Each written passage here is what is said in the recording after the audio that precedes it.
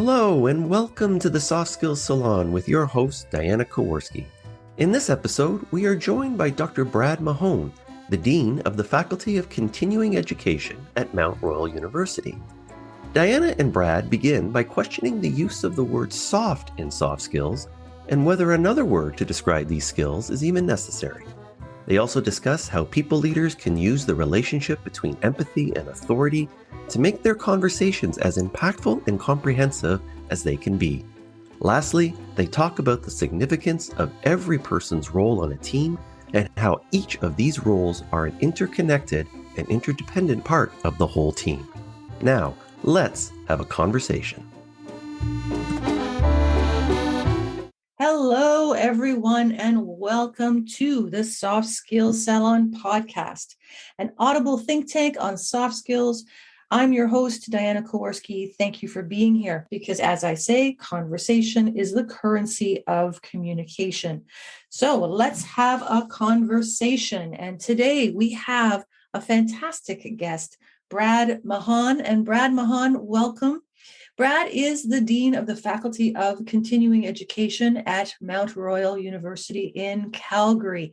He also maintains his long-standing affiliation with the Royal Conservatory of Music as a senior member of its College of Examiners. Brad's administrative tenures have been defined by consistently prioritizing collaboration and cooperation, including establishing strategic and synergic partnerships with other post-secondary institutions, community organizations, and industry. Brad's formal education is highlighted by a PhD in musicology from the University of Calgary and an MBA Executive Management from Royal Roads University. Hello, Brad, and welcome. Hey, Diana, thanks so much for having me on the podcast. It's great to be here. Delighted. And you are in Calgary today, is that right? I am in sunny Calgary today. It's feeling like spring, and I got a big smile on my face. Delightful. That's awesome. Well, thanks again, Brad. I know how busy you are as Dean, and I appreciate you carving out time for us. You selected some of the questions from our questionnaire that had the most connection to some of your thinking. And the first one that we're going to start our conversation with is one, as you probably can very quickly connect to, as one that I have a lot of connection with, which is this. Do you use the term soft skills? And it's a multi-parter. If so, why? If not, why not? And where do you fall on all that, Brad? Yeah, so, and thanks, Diana. When I read the 15 questions, this was one of the ones that really jumped out at me because I've had this conversation with some of my colleagues here on campus. So I will say, first of all, I am a card-carrying member of Team Soft Skills. I like the term. So that said, I do see why others don't care for it so much. I have, and just to give you some context, in my role at Mount Royal with continuing education, we offer a lot of courses in soft skills. And I don't say that as a shameless plug. I say it because it's one of the areas where I think we've had strength. So courses in leadership, courses in emotional intelligence, change management, conflict resolution, those types of things. And, particularly, we did a lot of training back in the day for oil and gas companies, energy sector, where, we would have a lot of their management and employees coming to take those courses. And then, there was some discussion about, was that brand working? And there was a move by some of our marketing folks to want to maybe push the interpersonal skills, to call it interpersonal skills, which I understand. I mean, it's, perhaps it's a label that, that does a better job of actually, drawing out what we're actually using, which is to use some of those inner skills that we have. And I kind of started thinking why the discussion, because I do have some colleagues who absolutely are opposed to the, I wonder if it's some of the cliches we have with the word soft, when you talk about soft skills, some of the cliches that we have in pop culture, when you say that person is soft, Mhm. You'll hear that sometimes. That person is soft. If somebody says to you that person is soft, it's not usually a compliment. It's not usually, it's often, I know I'm speaking anecdotally here, but it's often in that kind of derogatory term or less than flattering.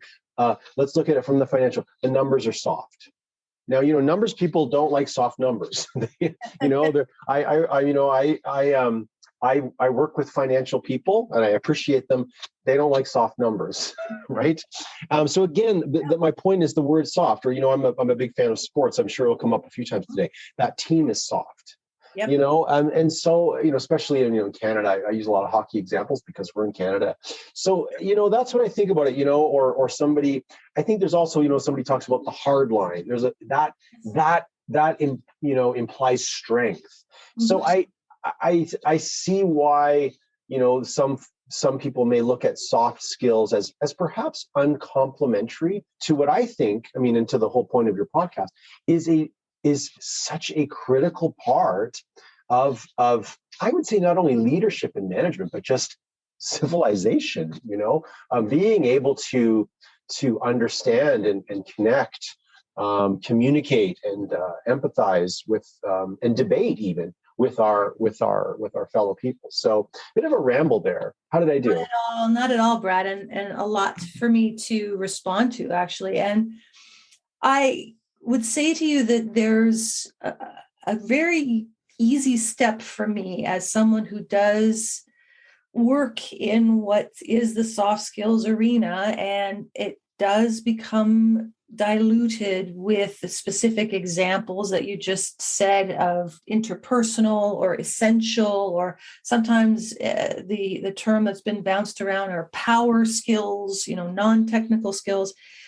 So I can't tell you that I, as president of the soft skills group, that I'm convinced that the term soft skills is perfect. It is not. I can't tell you either that I think it's going to be the term that is around forever. But I will say that the thinking I have right now is somewhat reflective of your comments, and that is that within the language, there's an implicit bias here, perhaps an unconscious bias that we have yet to really unwrap around there necessarily having to be a dichotomous relationship between hard and soft, and hard being a standard by which we have it as sought out and desirable, and soft being the equivalent of other and less than. And it's very easy to take a leap there to some of a politicized analysis perspective, almost, of the masculinization and the feminization and how we assign certain values. And I know it can get pretty heavy, I think, pretty quickly.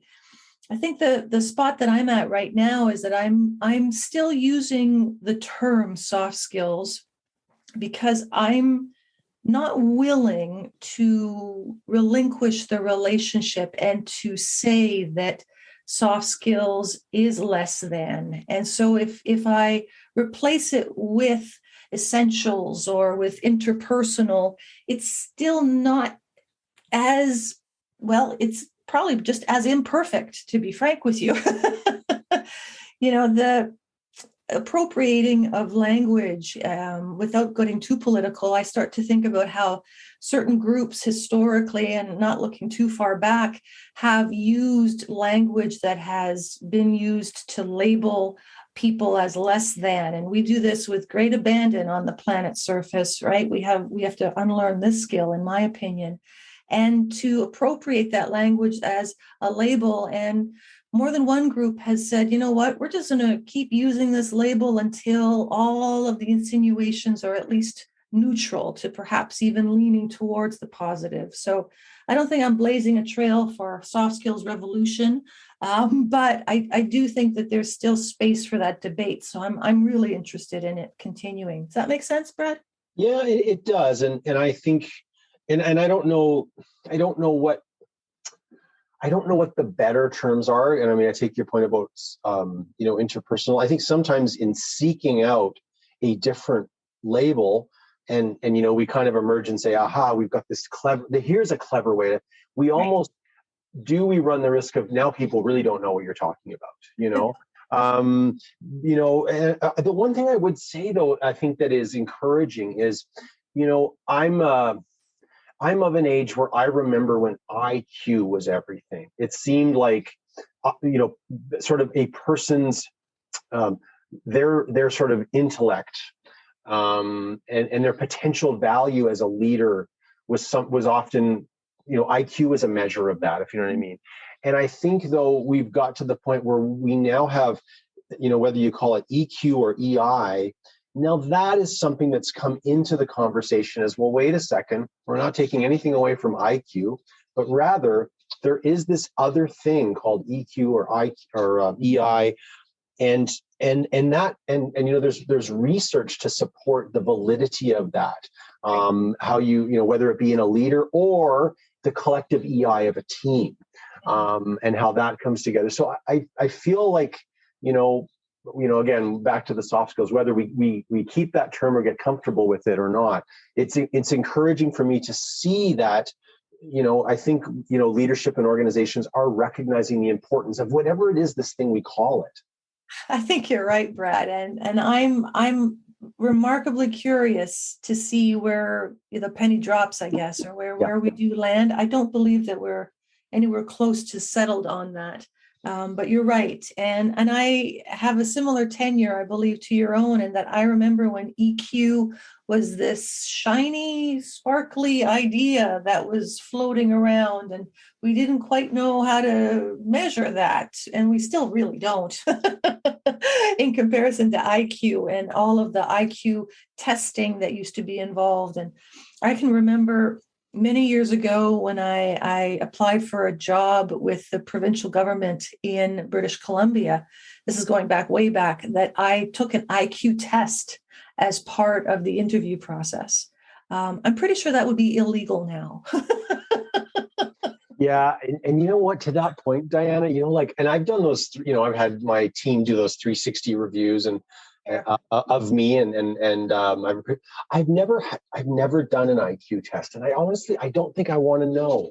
You know what I mean? I don't know why I say that. I don't want to, I don't mean to pull us off, but there's a part of me that doesn't want to know. I want to, just because I wonder how that would affect me. You and I know the importance of psychology and mindset, and I don't know how that would affect my mindset, and I would rather at this point, say thank you, but I'm better to.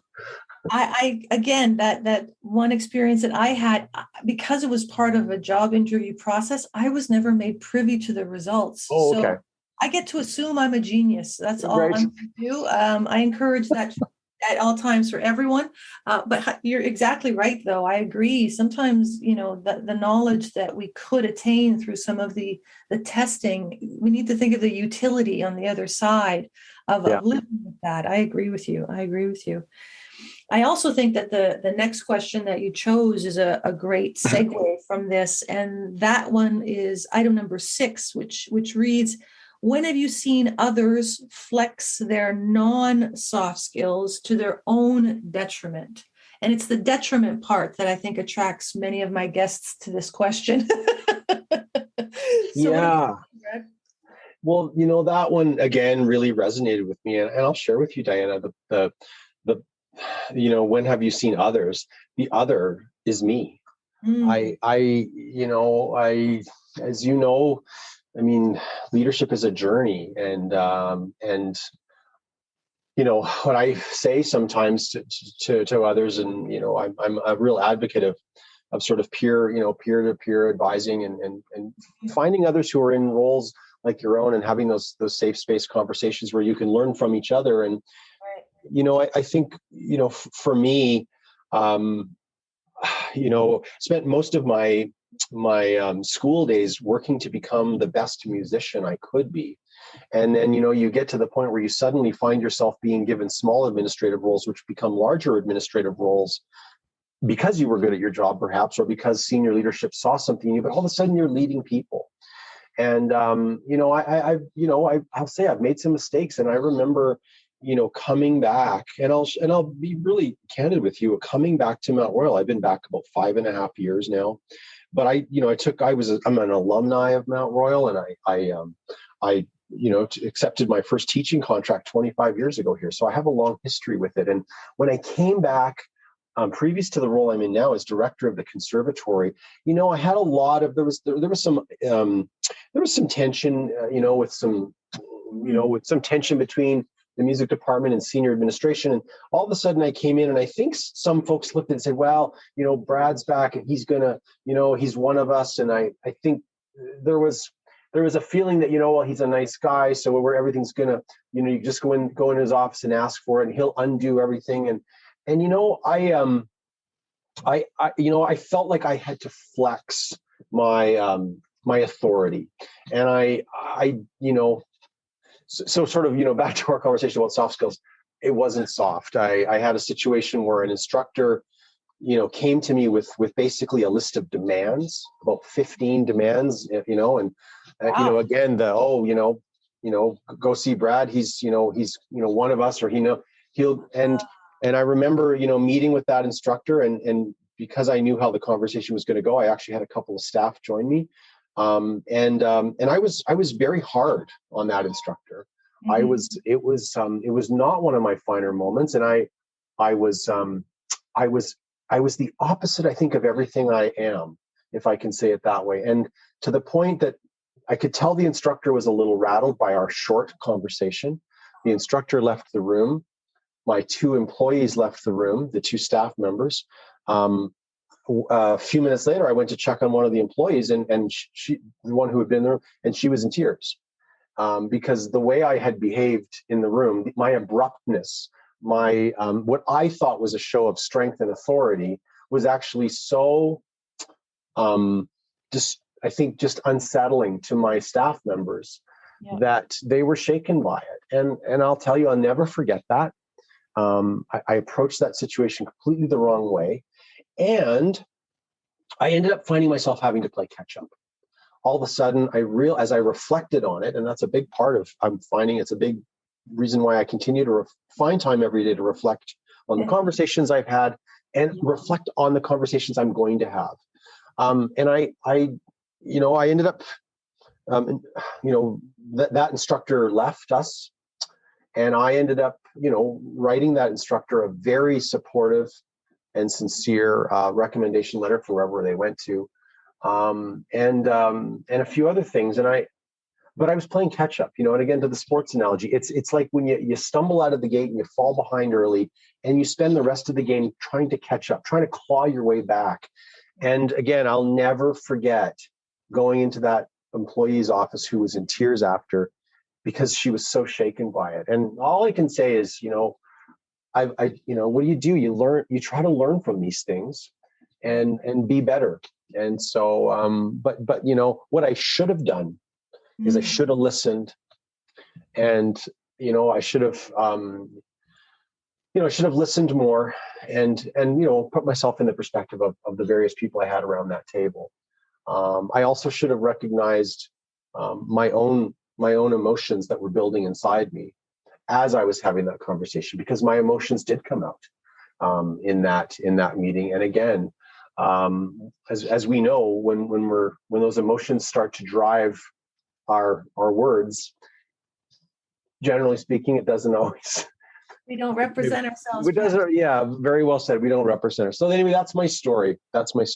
It's a complicated story, and to your point, right? We remember the lessons learned. I was reminded recently of a phrase that has resonated with me, which is, they're called growing pains, not Yes. growing tickles, right? They're not growing tickles, they're growing pains. And the part, I guess there's two responses I'd say to that story, is that the first is the theme around reflection that you mentioned. And it's not unusual for guests that I've had on this podcast to have a connection to self-awareness, which is certainly, to my thinking, where reflection can come in tandem, where there's a need for perhaps maybe even a union between self-awareness in order to reflect and so on. Does that make sense to you? Absolutely. And self-awareness, that is, and for me, one of my lessons coming out of that is, whether I'm sitting in a meeting where maybe I'm not being spoken to, or whether I'm having a one-on-one conversation, whatever. One of the, for me to recognize the way the conversation is affecting me physically, how I am feeling, and being aware of that.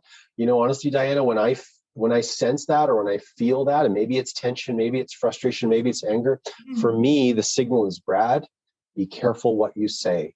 Brad, reflect. Brad, don't speak. I mean, these are the things that I say to myself, because I know that the emotions are going to affect those words. And to your point, will probably not represent me the best, or in a way that, again, that I will have to come and do catch up. I often find in my experience, people will give you some grace when you have those stumbles, those growing pains, as you say. But I also think we only have so many of those. I think at some point the jar becomes empty, and you don't want to become known for that. I think anyway, that's my sort of thought on that.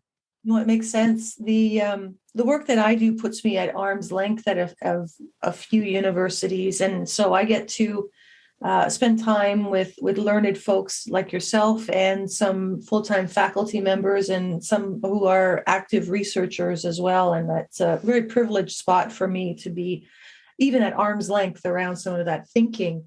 And I was reminded of some of the findings that was shared with me from one university during this pandemic era, of the changes that we've had as I suppose, really a globe, while we have, by either circumstance or choice, had some of our work become virtual over the last couple of years. And, we are evolving in hybrid models and return to office and all that jazz, but things were pretty much virtual for a while. And some of that research was concluding that in order to have more successful connections in our virtual work relationships, that the 1-2 combination was, first, to display empathy in some way, shape, or form, and second, to indeed flex authority. So empathy, authority. And I thought that was a really important 1-2 combination. And I can't do much of the sports analogies, but I think boxing gets a 1-2 in there. So yeah, I think you nailed it. And to your point, Diana, I think what I ended up doing is I did it the opposite way. I did the authority, which landed like a lead balloon. And then I ended up, quite genuinely running around trying to clean up the mess that I had created by using empathy, by realizing how I had made people feel, whether it was that instructor who maybe came out of there feeling unvalued, whether it was the staff members who felt extremely uncomfortable and probably uncomfortable with me as a leader with that type of style that they had seen. They probably thought, oh my gosh, what have we got? Who's driving our bus now? So no, I love the 1-2. That's much better. I'm glad. And in both of our defenses, looking at the past through a current lens is incredible fodder for learning. Yeah.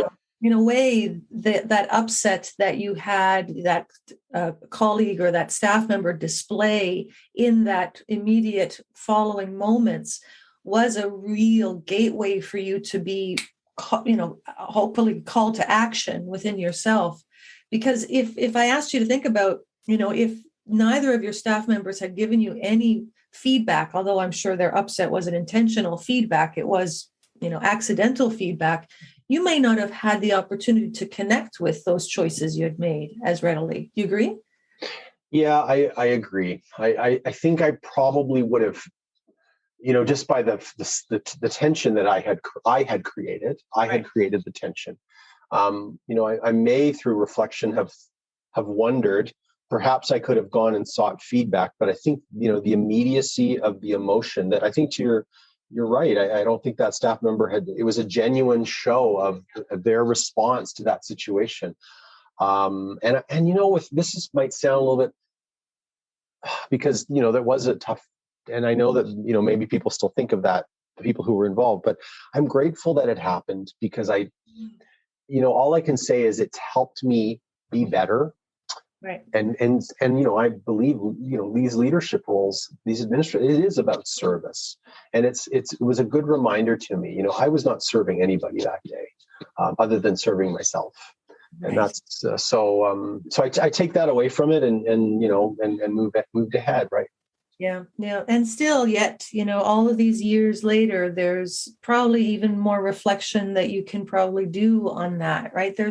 It's amazing to me that there are some what can on the surface seem as serendipitous or even circumstantial happenstance situations within one's career path that we white knuckle our hold on as go-tos in terms of reflection or for either qualifying or disqualifying choices. I know I have a few of those. It sounds like this might be one of them for you.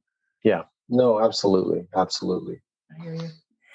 Let's move on to another question. I think you've somewhat foreshadowed some of your possible thoughts on this one with your previous comments. However, I'm interested to get us solidified here. And the question reads, how have you created, and it's very specifically worded. I have to tell you, Brad, I scrutinized these questions. So, how have you created teamwork during your career so far? How have you created it? So this really resonated with me because, as I've mentioned a couple of times now, I'm a big sports fan. And one of the things that I've noticed, and I follow all sports. If they keep score, I'm following it. One of the things I've noticed throughout following sports my whole life is, you hear about a big trade. Oh, such and such a team just landed this superstar. Diana, they aren't. Yes, championship teams will often have some superstars on them. But there's teams that never make the playoffs that have these superstars on them. So I've always been fascinated by, you've got these high profile players, but you start to realize that it's the team that actually, you having a couple of rock stars is important, but having that team is actually what wins you that championship. Hockey analogy, it's having those four lines. That depth, bench strength. And so for me, I've approached, my own leadership organization. How can I create that team where we have bench strength, where we are strong at every level? And I remember that, you and I were talking a little bit at the beginning about the tuba before we went online. And I know from some of my roles, in music and playing in ensembles, certainly every role is important, every role. And, I would say with us too here, we have been adopting some sort of, I would say in terms of our budget, we've been frugal. And so every position is so critical. So how do we build it? One of the things that I would say is, for me as a leader, I often will, communication. I communicate with the staff regularly. During the pandemic, we had weekly all faculty meetings, weekly, 1 hour every week. And faculty. I'm faculty. That's amazing. and to say to people, this is what's going on. All right. So the idea is unity, bringing people together. That's the first thing, right? You have a team, you have to bring people together. 2 years in a pandemic, we're still actually meeting online, but we get higher attendance that way. But bringing people together, and part of that communication is showing people that I actually don't have all the answers. As the leader of the faculty, I am always leaning on other people. So we're going to have a conversation about budget. I shine the light on somebody who's going to be one of our leaders. We're going to, talk about a particular initiative. We bring that person forward. So it's also about acknowledging the work that other people are doing and acknowledging it across. We had a good news story article come out a couple of days ago, and we shared it around the faculty, celebrated and said, look at this article that's come out celebrating one of our programs. Congratulations to, employee A, B, and C, who are the program leads. Congratulations to employees D and E who initiated it. Congratulations to, thanks to our marketing person who pushed it. Thanks to our registration team who took those. Thanks to our IT people who set up that online.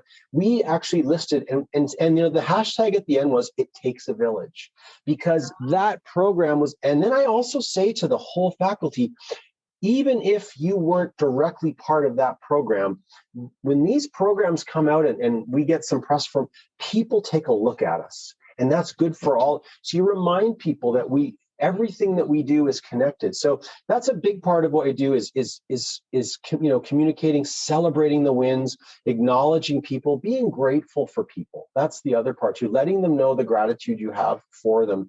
I also think too with our team, building a team, it's important to have some level of connection with the teammates, and so one of the things that we've done is we've built a social committee. It was one of the first things that I initiated as dean, was to have a social committee. We don't have to be best friends. We don't have to be Facebook friends, but we spend many, many hours a week together back in the day in the hallways here. And to have an invested interest in each other and to know a little bit about it creates that connection. And there's that warmth. I mean, in many ways, we want to succeed, not just for our own particular area, but for the strength of the entire faculty. And so that's been fun, having people get to know each other. And speaking of fun, I think it's about having fun too. That's been a big part of it too. I can share with you, we're doing a little bit of hiring right now. And I think one of the things that's been really heartening for me is to see the applications come in from other parts of campus, from the private sector, from other post-secondaries. I always said to my leadership team, our goal is, people talk about being an employer of choice, but our goal is that when people hear that we have a job vacancy, that people are applying. And it's not because necessarily we can pay the most or we have a benefit plan. People want to be part of something. And so let's promote our team. Let's promote our culture. That's what people want to be a part of. And the last thing I would say to you is that as a leader, it's spending a little bit of time to get to know people and genuinely, and you don't have to know every detail about every person, but getting to know a little bit about people. Some of the other staff members who are sports fans, I know who their teams are. I know who their teams are. And just as an example, or knowing people who've got kids and what those kids are doing, and you finding a way to genuinely connect. So you create that culture that people want to be part of, and then that cohesion. And I think it's important, to build a leadership team that also fosters that too, because you can't do it alone as a leader, especially in very complex organizations. Leaders simply cannot be part of of everything that's happening in the organization. So you need to ensure that you've got that team that are promoting that culture and those values that build that teamwork. Fantastic, Brad. I took down a total of 9 summary type points that I'm going to review from that great answer. I rambled. Not at all. Okay. And the first point that I would say, though, is perhaps asking you to take the idea of team. And I'm located in the Greater Toronto area. So right now we've got 3 teams that are on the verge of a lot of greatness it's causing a lot of buzz. So let's hope that happens. But anyhow, excuse me, the idea that you said that every role is important on a team, every role is important.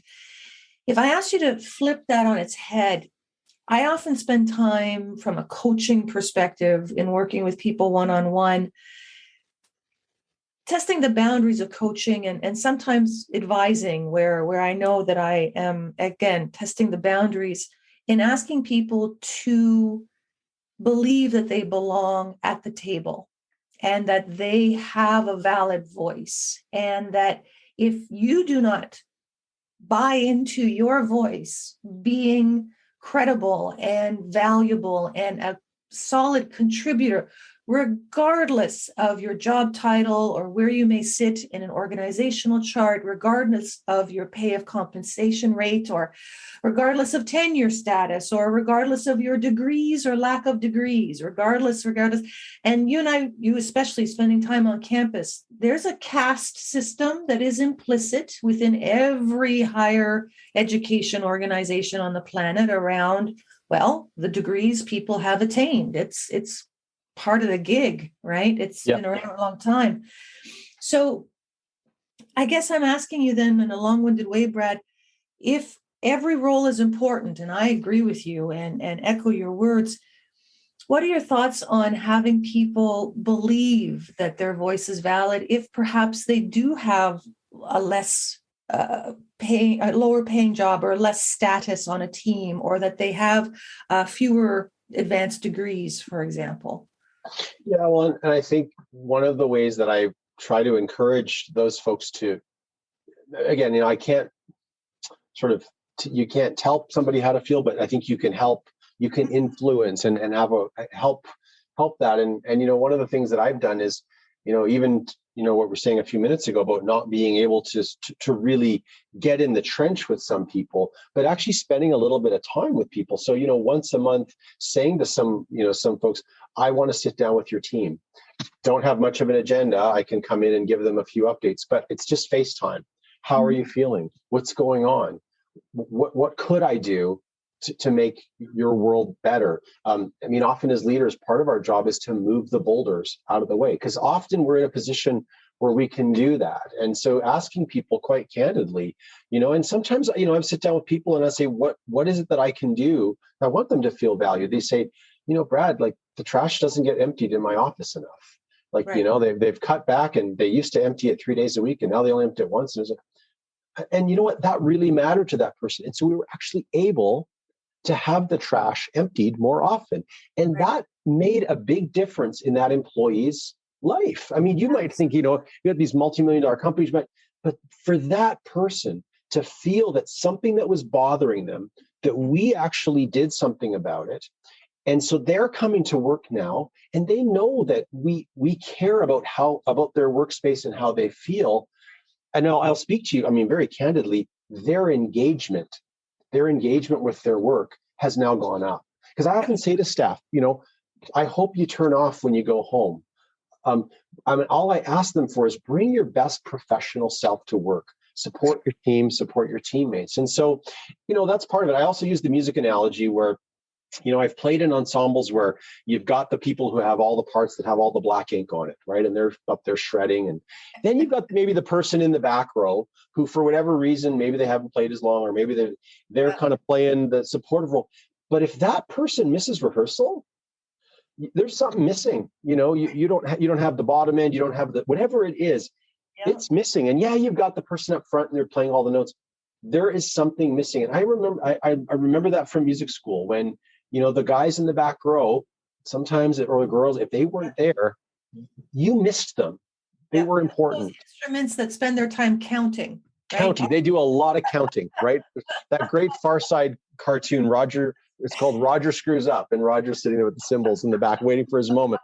But, it's so important. Yeah. So what I hear is, back to the real premise from which we started, is that you have conversations. You set up intentional opportunities for conversations. Yeah. And I would say too, Diana, not everyone communicates the same way, or not everyone feels comfortable communicating the same way. So, for me, having my door open, some people take advantage.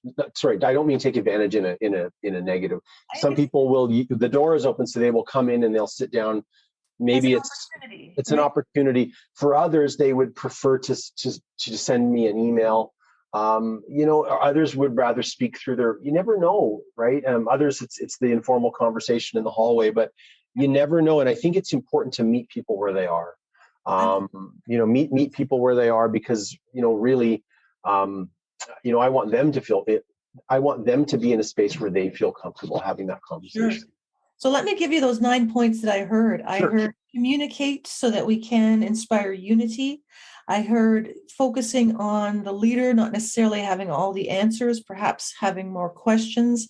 I heard having opportunities to be connected and potentially to celebrate or to have a focal point, if nothing else. Number 4, I heard the idea of gratitude and acknowledgments, that's how we create teamwork. 5 was deliberate opportunities for what I would say to be sort of a whole person approach, such as the creation of a social committee where we can perhaps find out what someone's team of choice is, or whether they've procreated, or if they like fudge, or if they have a certain faith or not, or whatever it is that they do. Next was the idea of cohesion. That was item number 7, and how, in terms of building that sense of belonging, that these are ongoing efforts. They're not a one-off. Item 8 then was the idea of how getting to know someone is a series of conversations that you mentioned. And then finally, item 9 that you said was the importance of no one person necessarily being the sole provider of the opportunities to create teams, even if one is the leader or has the organizational chart pointing to them at the top of the pyramid, that it does take a team of perhaps co-leaders or individuals that, well, by connotation, then can roll out all of these opportunities to create teamwork. That's what I heard, Brad. Is that? Yeah, that sounds, I think you said it better than I did. Not at all. Not at all. I do want to make sure that we spend our time wisely as we are about to wind up. And I could definitely be spending more time with you, Brad. I appreciate all of your efforts here. I wonder if you have any references, or if there is any perhaps article or a TED Talk, or is there any book or anything out there that you think might be valuable for folks as they continue in the same thinking that we've been doing in our chat? There's a book that I love, and it was the first leadership book that I read. Okay. And the hashtag is classic. It's Dale Carnegie. It's the How to Win Friends and Influence People. And you might know, Diana, I think it's like 1932 or something like that. Like it's coming up on, but I got to tell you, reading that book, first of all, it was a great gateway book for me. And there's lots of those great top 10 books, great gateway book for me. What I loved about it, and you're right, it's timeless. I mean, anybody who reads it, you'll see the examples are from a certain era, but the lessons are so clear in there. And I just loved the way each chapter seemed to show you a different way, to use that, to develop those leadership skills, leadership examples, and a lot of it about, empathy and using that and flexing that emotional intelligence at a time when, I'm not sure that was really, really the terminology that we were using, but I would recommend that. And as I said, it's for anybody who hasn't read it, it's an easy read. To your point, it's timeless. And, I recommend it to anybody who asks. I know there's lots of great books out there, but it's so endearing to me. I think that's a great way of reminding people that some of these themes are themes that we've been grappling with in terms of our narratives and how it is that we make interpersonal choices, and being reminded that the themes perhaps have evolved, however, that they are not unique to 2022 or unique to the COVID era. I think we benefit. In fact, I know we benefit from that greater context. So I appreciate the hesitance you may have had at first about recommending that book, Brad, but I think that's a great one. And I also, please go ahead. No, I was going to say that, and I was a little hesitant. You're right, because I thought, well, maybe I should, I don't know, something that's, I don't know, Daniel Goleman or something like that, Pine. But I thought, the Dale Carnegie, it brings a smile to my face to say it. Absolutely. And as a lovely built-in segue, this episode has certainly brought a smile to my face, and I know it will to all of our listeners as well. Thank you very much again for your time and all of your insights, Brad. A real pleasure. Oh, my pleasure, Diana. Thank you so much. Bye-bye, folks. Thank you very much for listening to another dynamic and informative episode of the Soft Skills Salon with your host, Diana Kowarski. Please consider subscribing to our show wherever you listen to your podcasts, and we also encourage you to visit our website and social media links, which you can find in the show's notes. We look forward to bringing you another episode, and remember, conversation is the currency of communication. Bye for now.